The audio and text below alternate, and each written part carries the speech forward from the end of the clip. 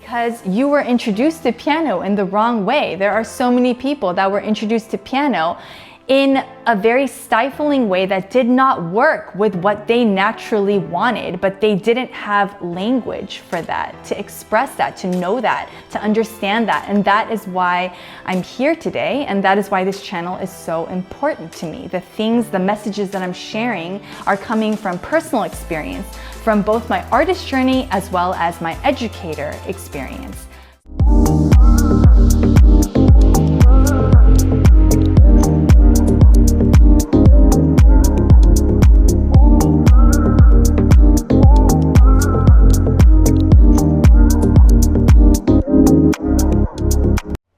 Hey guys, welcome back to my channel, or welcome if it's your first time here. My name is Kira Kang, founder of Modern Pianista.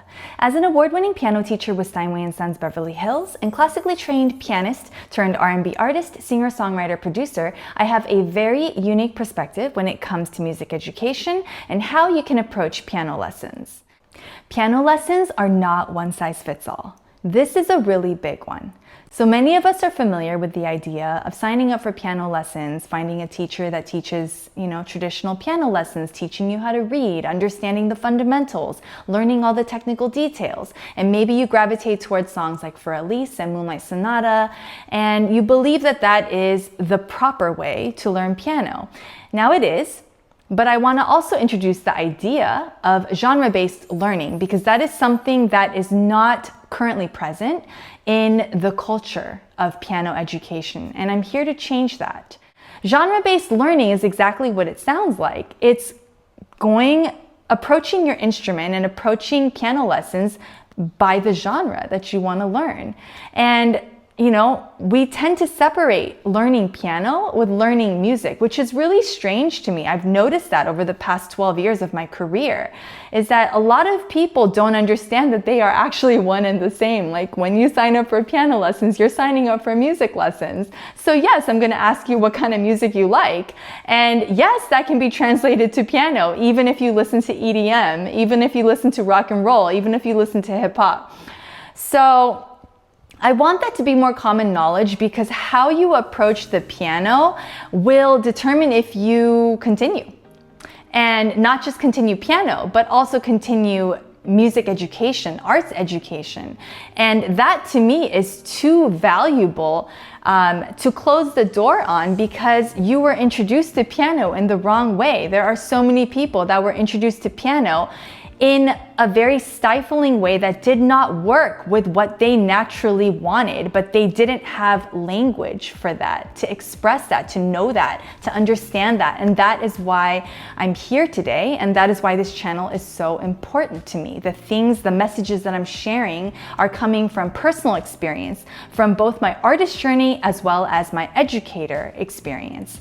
So genre-based learning is getting deeply tapped in with what kind of music you love and learning piano through that genre.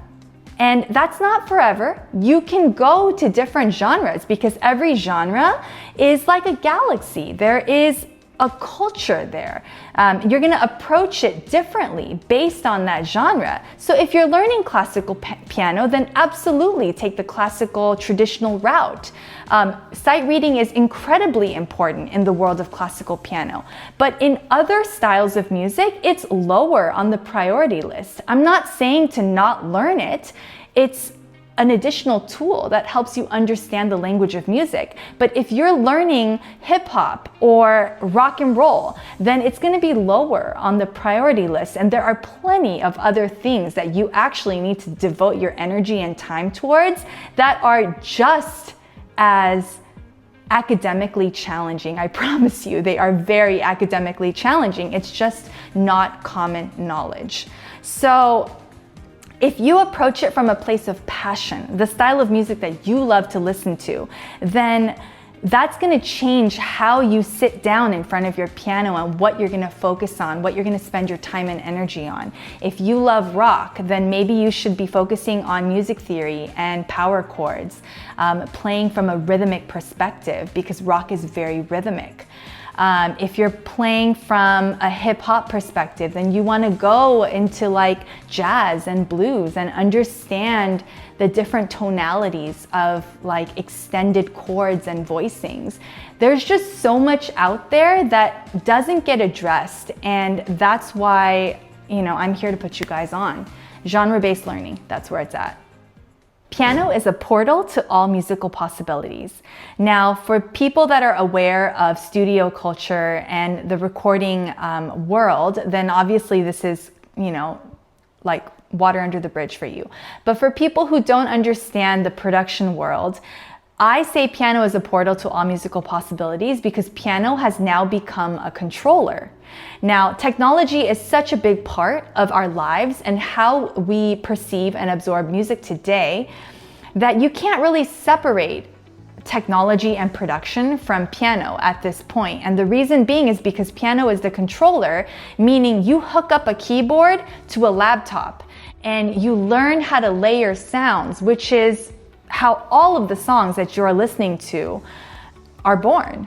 Now, I would like to say that, you know, there's tons of songs out there that are recorded live on analog instruments, but, you know, not everyone has that kind of production budget. And in the age of AI, you know, nowadays, quality is kind of like going downhill, which is why I'm so devoted to, you know, putting these videos out and showing you guys what's creatively possible if you just learn the language of music, if you just commit and like dedicate yourself to a little bit of arts education. I digress. Anyway, keyboards are controllers. So you can connect it to your laptop, to your DAW, your software program that you use to record sounds and layer sounds, and you can trigger different sounds through your keyboard. But this is all based on music theory, which is the language of music. So piano is absolutely crucial in every single style of music, in every single genre, and you can learn and take piano lessons with that perspective. So yes, piano is a portal to all musical possibilities. This next point is a little bit harder for us humans to accept and understand. Creative growth is not linear.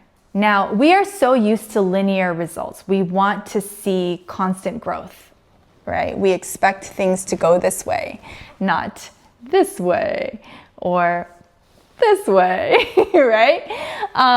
And we translate growth and results through the nouns of art, like the sculpture, the painting, the concert tickets, the platinum selling album, right?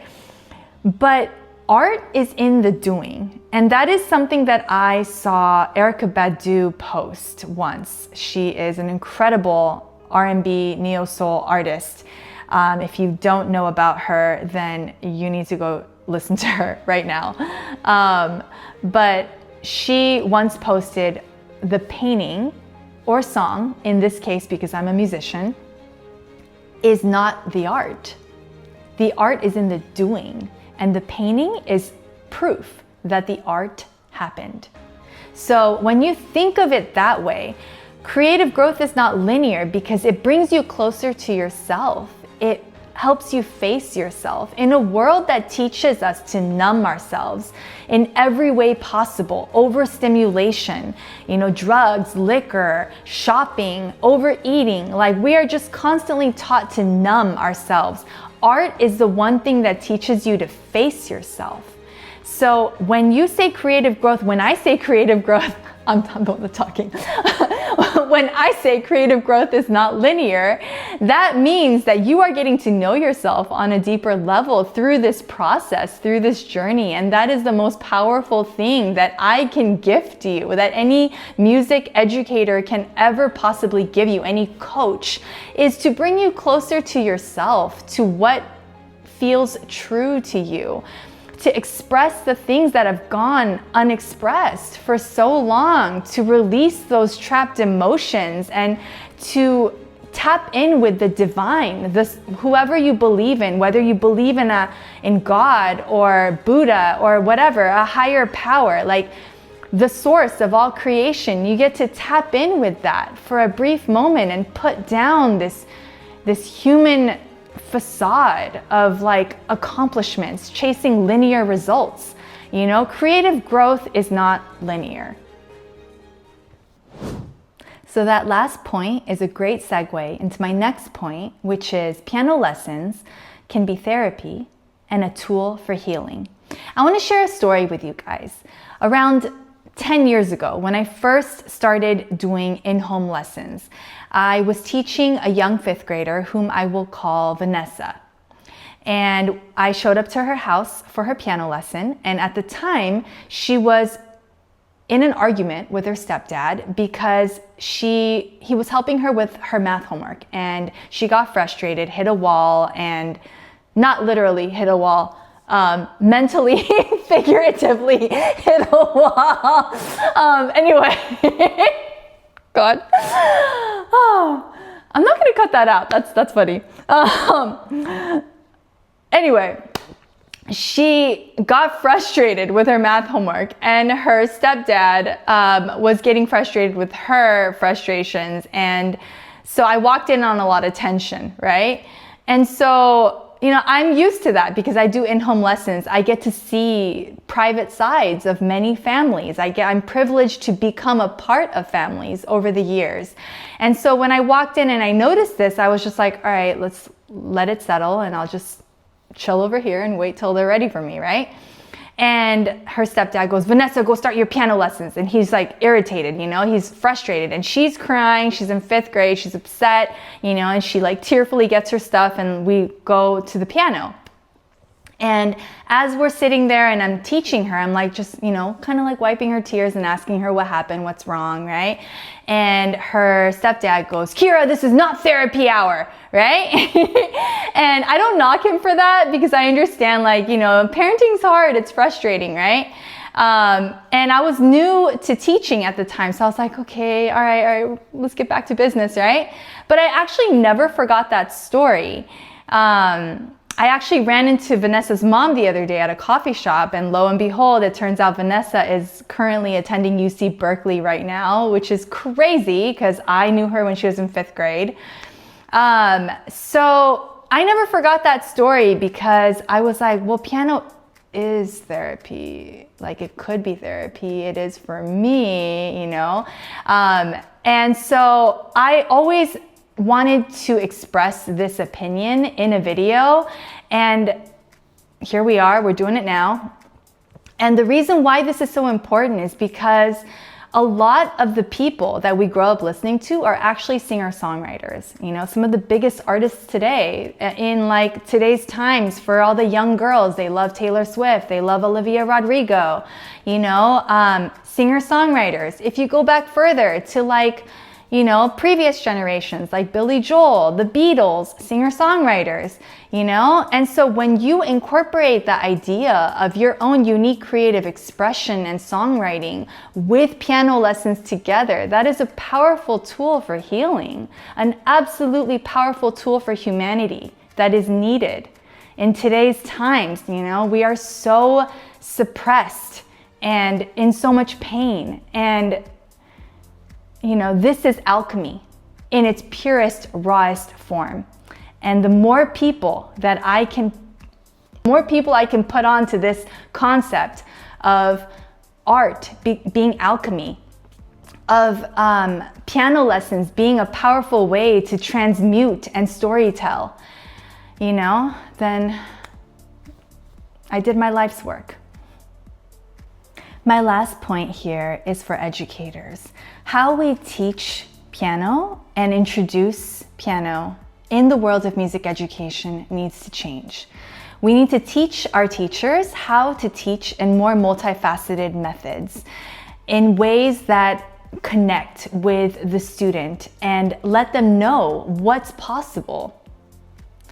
Piano is the portal of all musical possibilities. Here is your platter of choices. Which route do you want to take first? This is what I believe needs to change in music education, because when you don't let people know what is possible and they only take what is given to them by autopilot, you gatekeep a lot of people from truly tapping into their highest creative potential. Thank you so much for being here and for being a part of my community. I am currently working on a digital product suite of educational materials that will help you with your unique journey as a singer-songwriter, producer, and piano player. Whether you're tapping into production or you're learning how to alchemize and storytell and write your own songs, these methods will help you develop into your most creative self, where you have a fulfilling experience with piano lessons. I have a couple offerings on modernpianista.com at this time. A piano practice plan with 4 different levels. This is the piano practice plan. Say that 3 times fast. This is the piano practice plan that I have given all of my students for the past 12 years. This is how I teach my in-person clients, as well as a progress tracker that will help you understand how to work by key signatures with all of my exercises. These are the exercises that you can find in tutorials on my playlists sorted by level. I have a lot of exciting digital offerings in the works, and you can always find the most up-to-date information at modernpianista.com. Thanks again for watching, and I'll catch you in the next video. Bye.